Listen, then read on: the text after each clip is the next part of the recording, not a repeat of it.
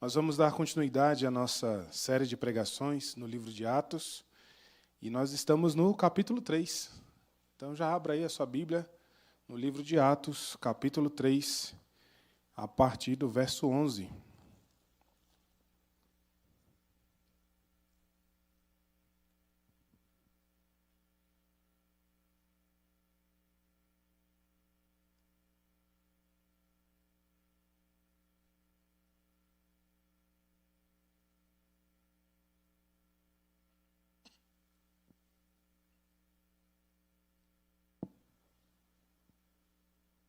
Atos 3, verso 11,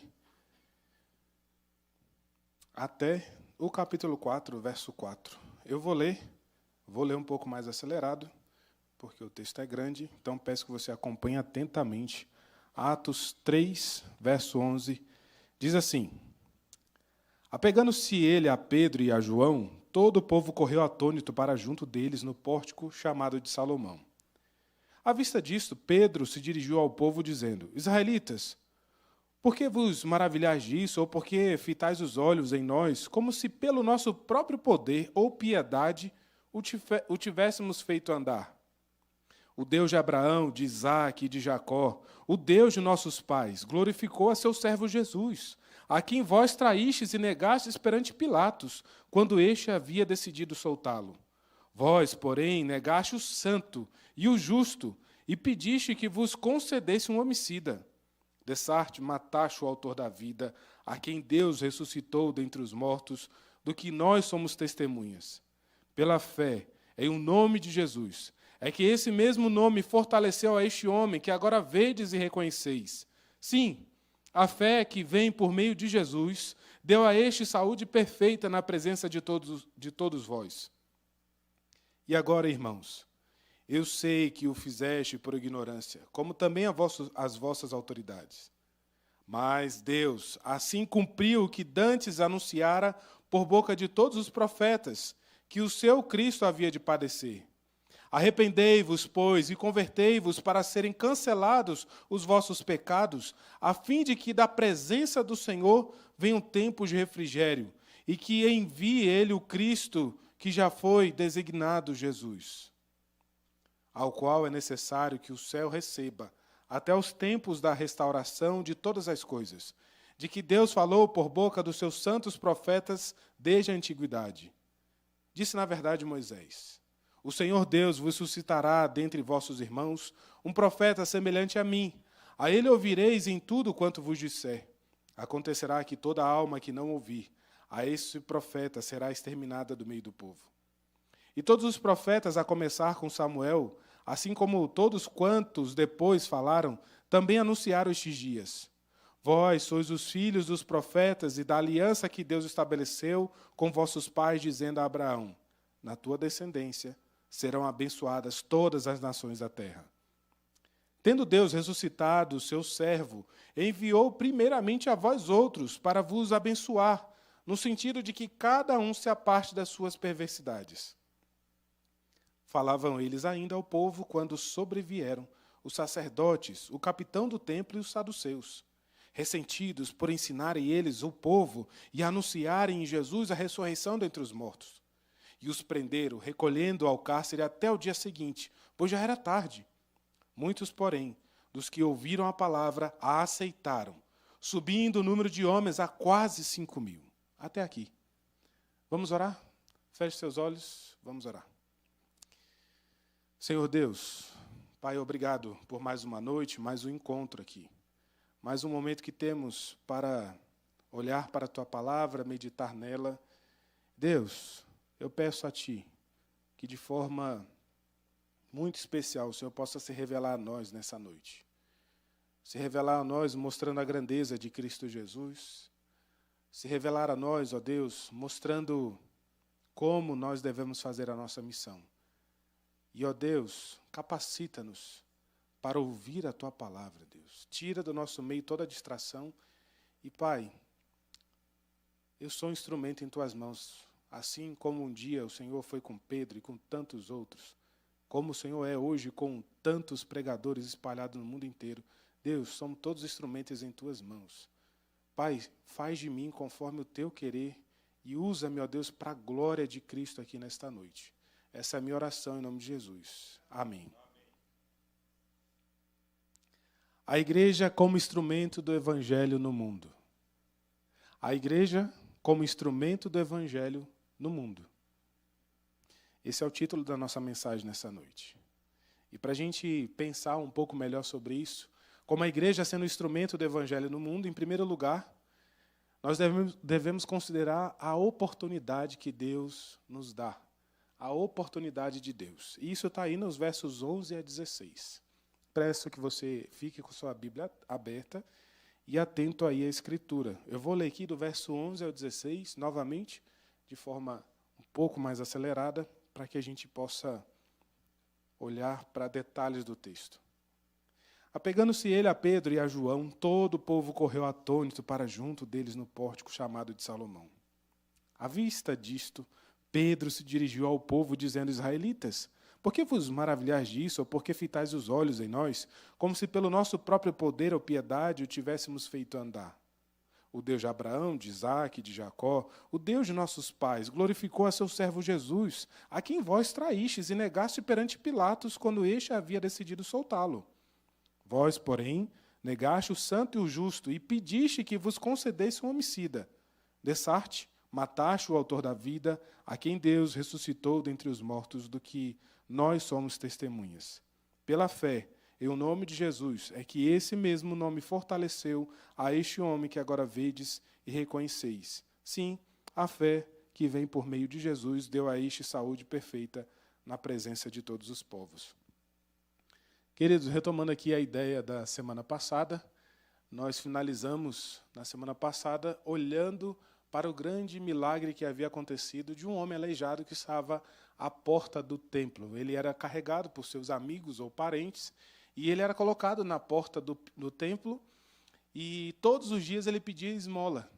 Então, Pedro e João, dois discípulos, dois homens de Deus, estão chegando naquele local e ele pede esmola e Pedro então fala: nem prata, nem ouro eu tenho, mas em nome do Senhor Jesus, anda.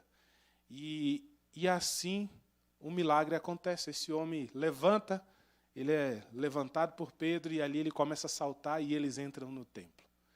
Então, esse é o histórico da semana passada para relembrar aí a sua mente e para a gente olhar para o texto aqui hoje. Esse aqui é o mesmo homem que está aqui agarrado a Pedro e a João. Ele está segurando neles e ele está vibrando com muita alegria por conta do milagre que havia acontecido ali. Então, Pedro e João, no nosso caso aqui, como nós analisamos na semana passada, eles são aqueles representantes da igreja. Eles representam a igreja no tempo em que Deus forma a sua igreja, em que o Senhor Jesus vai assunto aos céus, manda que eles fiquem ali, e ali eles juntos permanecem em oração, e estes dois estão indo para o momento de oração no templo. E ali o local está cheio de gente, e eles assistindo esse milagre todo, e quando esse homem é curado pelo poder do nome de Jesus, agora eles entram no templo, e eles estão ali vibrando com alegria, com muito entusiasmo, pelo grande milagre que havia acontecido. E então Pedro discerne uma grande oportunidade para se pregar o evangelho, porque as pessoas começaram a fitar os olhos neles, a mirá-los com seus olhos, a perceber e a olhar tanto para eles, e eles estavam tão alegres pelo milagre que havia acontecido, que Pedro vê uma oportunidade para pregar o evangelho. E ele chama a atenção dizendo: vocês estão maravilhados com o milagre, achando que foi eu e ele que curamos esse homem? De jeito nenhum, é o Senhor Jesus. E aí ele começa: a quem vós matastes.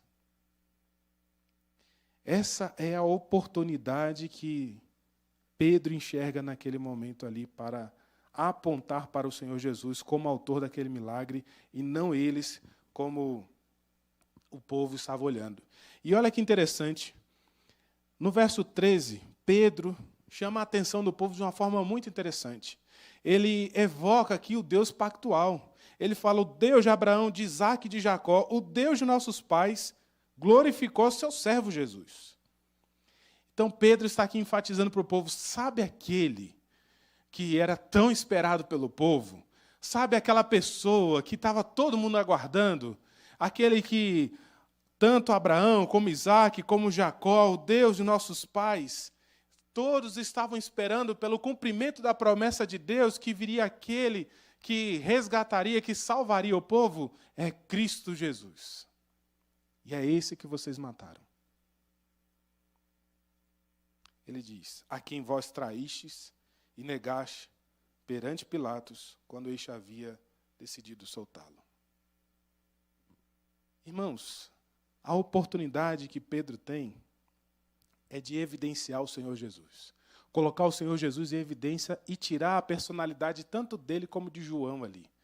Ele está ali nesse discurso para colocar quem é o mais importante na história. É o Senhor Jesus. Interessante que a expressão do autor aqui, quando ele fala do autor da vida, essa expressão traz o sentido de desbravador. Aquele que iniciou, aquele que começou. O Senhor Jesus é esse que desbravou, que trouxe a vida quando não havia vida. Nós tínhamos vida no princípio, antes, lá no Jardim do Éden. Mas ela foi perdida por conta da desobediência. E agora em Cristo nós temos novamente a vida. Nós vemos nestes versos que Pedro e João não desperdiçam a oportunidade de falar do Senhor Jesus. Eles percebem a atenção está voltada para eles e então eles começam a falar do Senhor Jesus. Sabe que em muitas situações a gente perde a oportunidade de falar? Você concorda comigo? Que há muitas situações que a gente passa no dia a dia da nossa vida, talvez hoje você tenha perdido grandes oportunidades de falar do Evangelho. De repente, você recebe uma promoção lá no seu local de trabalho. Lá no seu trabalho, você recebeu uma promoção. Você foi promovido de cargo.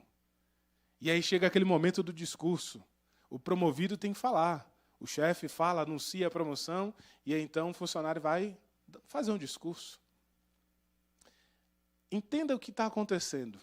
Todos estão olhando aqui para Pedro e para João. A atenção já está voltada para eles. O que eles fazem é pegar essa atenção e mirar para a pessoa certa. E é isso que nós devemos fazer, irmãos. Aproveitar as oportunidades. E quando a atenção estiver voltada para a gente pega essa atenção e miramos para a pessoa certa. Porque esse é o mais importante, o Senhor Jesus. Talvez, lá na sua escola, temos gente que está em escola aqui, idade escolar. Talvez lá na sua escola você tenha essa oportunidade. E quando a atenção está voltada para você, você anunciar o nome de Cristo. Apontar para quem é o autor da vida. Ou numa festa em família. Seja no Natal, seja no aniversário. Em que chega aquele momento em que você tem a oportunidade de falar e ninguém vai te interromper. É a sua oportunidade de pegar essa atenção e enviá-la e direcioná-la para o Senhor Jesus. Talvez lá no seu bairro, lá na sua vizinhança, quando uma vizinha vai lá no seu portão ou lá na porta do seu apartamento e puxa assunto, talvez no condomínio, e puxa assunto com você. A atenção está voltada para você.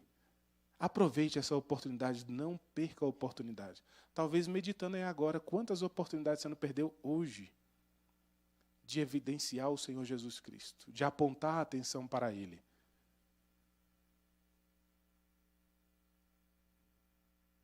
Eu lembro que, quando eu andava muito de Uber, eu aproveitava essa situação. Estava dentro do carro. E eles gostam de conversar. Passo o dia todo ali trancado dentro do carro. Então era a oportunidade que eu tinha. Primeiro eu entrava, ou entendia o que estava acontecendo, às vezes era o rádio ligado, uma música tocando, e aí eu aproveitava, porque, não sei se vocês já perceberam, mas você fala de política e ele já entra no assunto. Então eu aproveitava, falava de política e aproveitava e falava do Senhor Jesus. Porque a desesperança do mundo, ela é muito grande. O mundo precisa de uma referência. As pessoas precisam de uma referência. E o Senhor Jesus é essa referência. Pode ser uma atendente do consultório do dentista. É verdade, Celso? Aproveitar as oportunidades. Ou o porteiro do seu prédio. Aproveitar as oportunidades. Irmãos, Deus nos tem dado a oportunidade de falar do Senhor Jesus. De nós colocarmos em evidência o Senhor Jesus. As oportunidades não têm faltado. Certamente não têm faltado.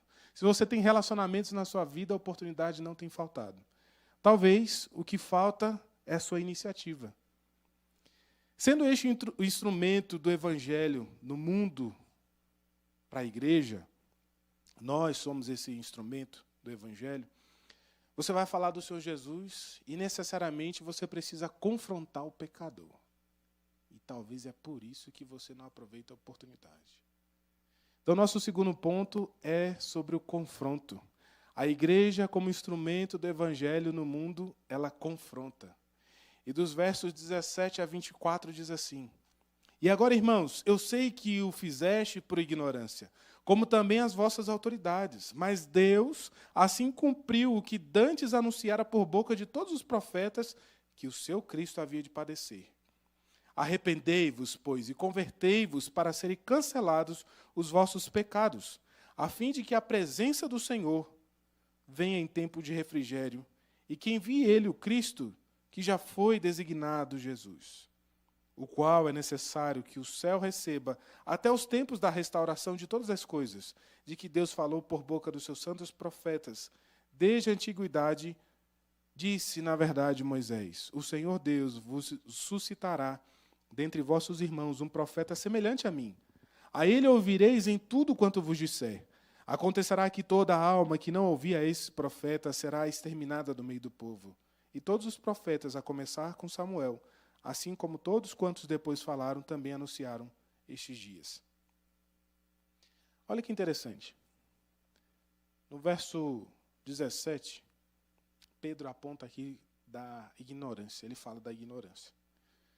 Quando ele diz: Agora, irmãos, eu sei que o fizeste por ignorância. E aí ele está falando aqui sobre quem traiu e escolheu que o Senhor Jesus fosse morto.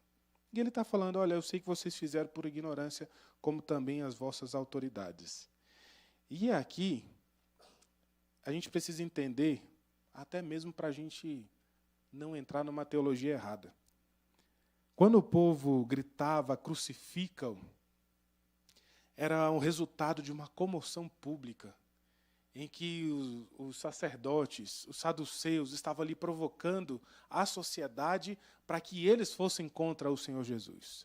Então, levados junto com essa multidão de sacerdotes, saduceus e chefes ali, eles condenaram o Senhor Jesus. Eles escolheram um homicida.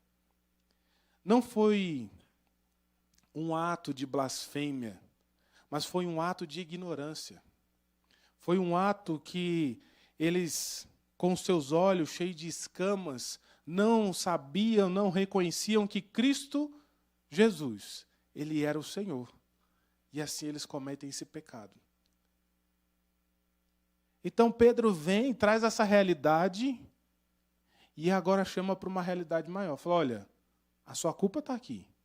A culpa de vocês é essa. Sabe o que é necessário? Arrependei-vos e convertei-vos para serem cancelados os vossos pecados. A mensagem do Evangelho, necessariamente, ela precisa passar pelo arrependimento. Ela precisa falar e chamar o pecador ao arrependimento. E é talvez por isso que a gente tem sido frouxo na hora de falar do Evangelho. É chamar a pessoa ao arrependimento. É confrontá-la e falar: olha, você está errado. Isso que você está fazendo está errado. Mas olhando aqui para o texto ainda, entretanto, tudo já estava decretado por Deus e revelado por Ele aos seus antigos profetas. A palavra de Deus dada aos antepassados daquele povo estava cumprida em Cristo. Então Pedro chama o povo ao arrependimento, chama a confrontação diante dos seus pecados. E aqui é aquela hora que o povo está contra a parede, entendendo tudo o que está acontecendo, a ficha começa a cair. Irmãos, quando nós estamos diante das nossas culpas e pecados, não adianta a gente ficar admirando e contemplando só o que fizemos. Às vezes o crente erra nisso, ele cai no pecado e fala, cara, eu errei. E fica olhando para o pecado. E não toma nenhuma atitude com relação àquele pecado. Fala, não, eu sou pecador mesmo. E passa por cima. E aí comete o mesmo pecado novamente e fala, eu sou pecador. Mas o Evangelho, ele chama ao confronto. Ele chama ao arrependimento. É necessário não só estar diante do pecado, reconhecê-lo, mas também arrepender-se desse pecado. E arrepender é mudar de direção. É para quem estava indo numa direção, cometendo aquele pecado, e de repente ele toma outro rumo. É uma mudança de pensamento. O que antes era uma fonte de prazer carnal, agora se torna uma ofensa diante de Deus. E disso nós devemos nos arrepender. Devemos nos arrepender dos nossos pecados. Mas não é só isso. Devemos, na exposição do Evangelho, falar da verdade cruel e fria do pecado e chamar o ouvinte ao arrependimento. E lembrar que foi por conta dos pecados cometidos que o Senhor Jesus foi para a cruz. Que o Filho de Deus, o Santo, o Justo, o Autor da vida, morreu naquela cruz. É chamar o pecador a essa ideia. Queridos irmãos, o mundo, o diabo e o pecado criam uma ilusão na mente do ser humano, fazendo ele acreditar que ele tem uma vida boa e que tudo está debaixo do seu próprio controle. É como se fosse um rato preso dentro de um labirinto, e que lá no final, na saída, tem uma armadilha com uma isca. O rato vai passando no corredor, passa de um corredor para outro, vai sentindo o faro cada vez mais aguçado e cada vez mais atraído, cada vez mais a fome aumenta, até que ele chega, encontra a isca e se agarra a ela e é pego pela armadilha. Todo um cenário é favorável para deixar as pessoas aéreas e anestesiadas. Mas o que está por detrás disso tudo é o cheiro do enxofre do inferno e uma cilada para a condenação eterna. E nós devemos chamar essas pessoas a essa realidade. Chamar elas ao arrependimento. É lógico que a atuação do arrependimento é o Espírito de Deus que vai trazer. Mas nós devemos, como boca de Deus, como profetas de Deus, como mensageiros de Deus, falar e chamar ao arrependimento. Como instrumentos do Evangelho no mundo, nós devemos falar a verdade pecaminosa do coração humano. Nós devemos alertar que o pecado corrompeu toda a natureza humana, desde o físico, passando pelo emocional, até o espiritual. Você deve pregar para os seus filhos. Você deve pregar para os seus netos. Você deve pregar para os seus amigos. E mostrar como eles estão em rebeldia contra Deus e chamá-los ao arrependimento. João Batista pregava no deserto sobre arrependimento e tinha vários seguidores. Às vezes nós deixamos de falar a verdade do Evangelho porque temos medo da reação das pessoas. Enquanto há uma sede no mundo por uma referência. E um mundo em que tudo é relativo, não há parâmetro para nada mais, nós devemos ser referência de Cristo.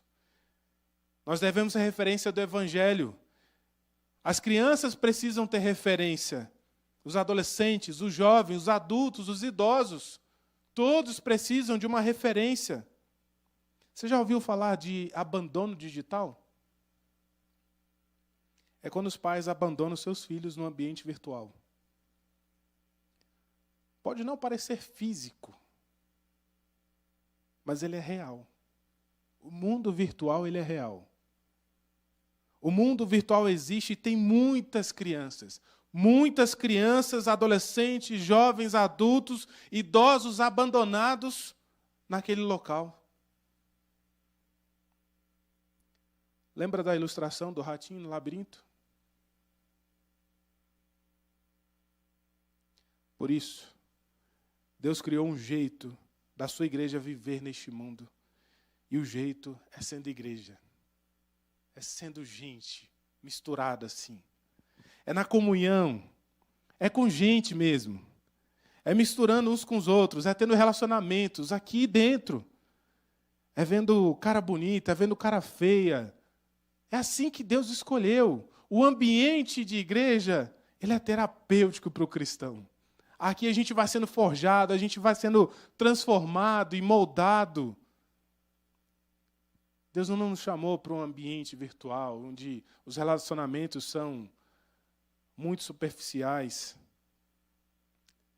Afiando ferro com ferro, é experimentar mais de abrir mão da sua vida e cuidar do outro. Igreja é um ambiente que Deus, Ele governa nos relacionamentos. Talvez você já tenha até percebido que muitas vezes você vem para cá, está cansado, está desanimado, mas quando você sai daqui, chega em casa, está com ânimo renovado, está restaurado, não só pela mensagem da palavra de Deus, não só por aquilo que Deus falou ao seu coração através da pregação da palavra, mas também na comunhão com os irmãos.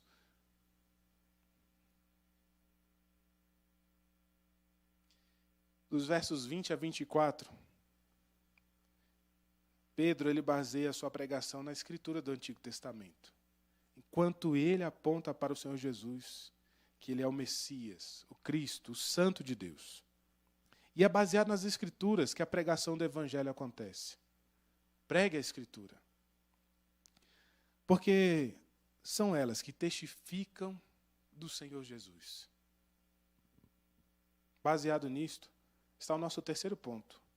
A igreja, como instrumento do Evangelho no mundo, oferece a solução. Então a gente tem uma oportunidade, a gente tem um confronto, e agora nós temos a solução. Não adianta só colocar a pessoa contra a parede e mostrar os pecados dela. E revelar como ela está em rebeldia contra Deus. Mas é necessário mostrar que há uma solução para o homem que está perdido. E os versos 24 a 26 vão nos ajudar a entender isso. E todos os profetas, a começar com Samuel, assim como todos quantos depois falaram, também anunciaram estes dias. Vós sois os filhos dos profetas e da aliança que Deus estabeleceu com vossos pais, dizendo a Abraão: na tua descendência serão abençoadas todas as nações da terra. Tendo Deus ressuscitado o seu servo, enviou primeiramente a vós outros para vos abençoar, no sentido de que cada um se aparte das suas perversidades. Os profetas do Antigo Testamento, eles anunciaram que estes dias chegariam, o dia que eles estavam vivendo ali. Inclusive, lembra uma promessa feita da parte de Deus a Abraão, onde no final do verso 25 ele diz assim: na tua descendência serão abençoadas todas as nações da terra. Na descendência, na família da aliança, e através desta linhagem, todas as nações seriam abençoadas. Este descendente é o Senhor Jesus. Pedro o tempo inteiro está apontando para o Senhor Jesus. O justo, o santo, o Filho de Deus. O que é Deus em sua completude. Pedro, no seu discurso, afirma a ressurreição do Senhor Jesus. Algo extremamente compreendido para o judeu. Pois eles não criam nessa possibilidade. Para eles isso não existia. Mas não havia como negar também. Havia entre eles testemunhas oculares que Jesus Cristo havia morrido, ressuscitado no terceiro dia e ainda permaneceu lá por 40 dias. E muitos puderam ver. A solução para o perdido, irmãos, e para o descrente, é o próprio Senhor Jesus. Tem muita gente que ouve falar do Senhor Jesus, mas nunca experimentou dele. Talvez um deles seja você aqui, que ouviu muito falar do Senhor Jesus e tem ouvido por anos e por anos, mas ainda não experimentou desse Senhor Jesus, do senhorio de Jesus na sua vida. Tem muita gente que ainda não experimentou do autor da vida. Eu não falo de uma experiência emocional ou transcendental. Estou dizendo de ter um encontro pessoal com Cristo. De assumir que Ele ressuscitou. que Ele vivo está e que Ele é Senhor da sua vida. Quando no verso 26, lá no finalzinho, ele diz assim, no sentido de que cada um se aparte das suas perversidades. Aqui é o mesmo significado de depravação. Ou seja, o Senhor Jesus deve ser, para você, aquele que te afastou da sua depravação de pecados. Aquele que te redimiu da sua depravação, de como você é pecaminoso. O Senhor Jesus deve ser aquele que perdoa os seus pecados e que transforma o seu caminho, aquele que te tirou da morte e te deu vida. Essa deve ser a mensagem que devemos pregar, meus irmãos. É fato que as pessoas precisam ser acolhidas, amadas, consoladas, mas elas devem conhecer um Jesus que pagou um preço dos pecados com a morte dele. E assim o Pai o ressuscitou dentre os mortos, para que não morrêssemos. E o que acontece depois disso? O que acontece depois da oportunidade, do confronto, de apresentar a solução? A igreja, como instrumento do evangelho no mundo, sabe que o poder do resultado está em Deus. Então, em último lugar, o resultado. O resultado de como nós somos instrumentos de Deus, do evangelho neste mundo. E os versos 1 a 4 do capítulo 4. Falavam eles ainda ao povo quando sobrevieram os sacerdotes, o capitão do templo e os saduceus, ressentidos por ensinarem eles, o povo, e anunciarem em Jesus a ressurreição dentre os mortos. E os prenderam, recolhendo ao cárcere até o dia seguinte, pois já era tarde. Muitos, porém, dos que ouviram a palavra, a aceitaram, subindo o número de homens a quase 5.000. Eles ainda nem tinham concluído a pregação. Pedro nem tinha terminado de pregar. E apareceram os sacerdotes, os chefes do templo e os saduceus. Os saduceus eram um grupo religioso extremamente forte naquela época. Eles eram maioria dentre daqueles que administravam o templo. E eles repudiavam a ideia da ressurreição. Eles não aceitavam essa ideia, essa doutrina da ressurreição. Então imagina o que está acontecendo. Pedro está dentro do templo, pregando, falando alto, todos aqueles estão ouvindo ele, e os administradores, os chefes, estão extremamente revoltados contra eles, por conta da doutrina que ele está expondo da ressurreição do Senhor Jesus. Os saduceus também tinham muita ligação com Roma, por isso eles eram muito influentes, tanto na religião como na sociedade. E o resultado disso foi que Pedro e João foram presos. Para quem estava de perto, talvez na hora pensou, deu ruim, já era. Para os mais antigos, deu zebra.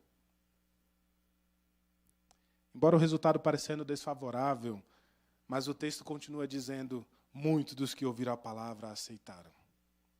Essa missão de falar do Senhor Jesus não tem a ver com o resultado ou com a nossa pessoa. Não tem a ver com quem você é ou com o resultado produzido, ainda que você seja um instrumento. Perceba, Pedro e João murmuraram. Eles murmuraram, é uma pergunta.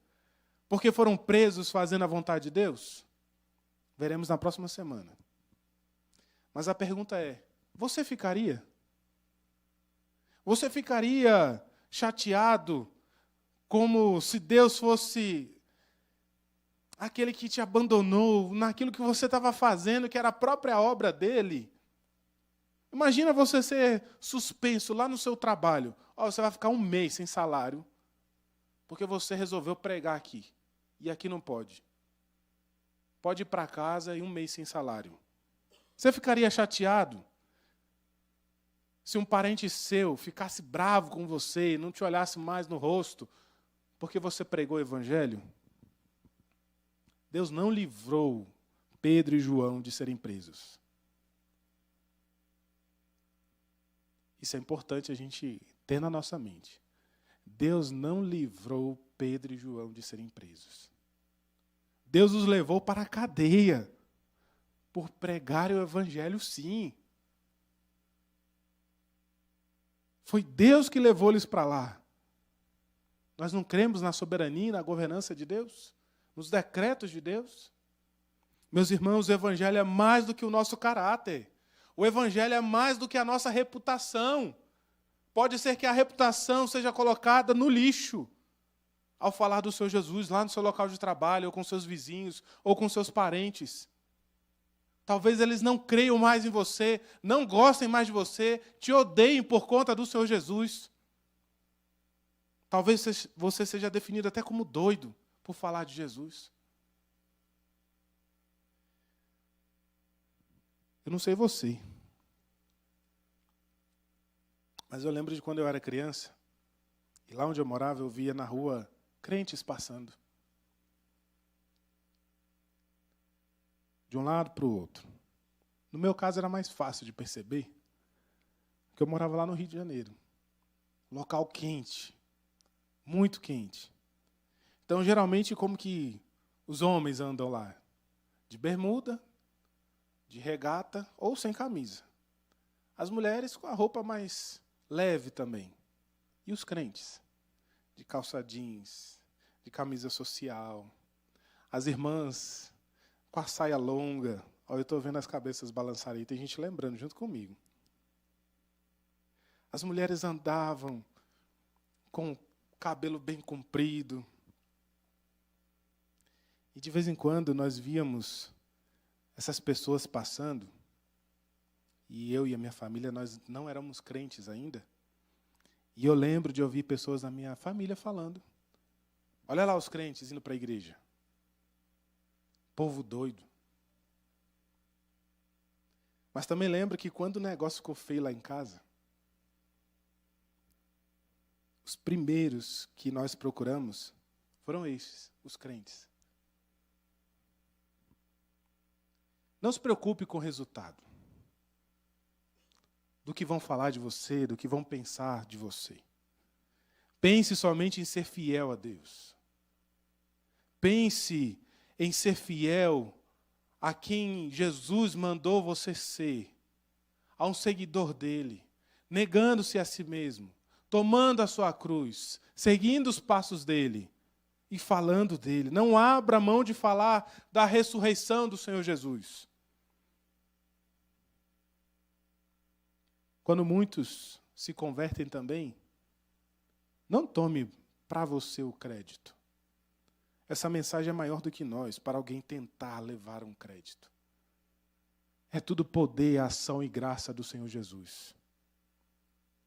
Meus irmãos, concluindo, a igreja como instrumento do evangelho no mundo, ela deve aproveitar a oportunidade, confrontar o pecado, apresentar a solução e não se preocupar com o resultado.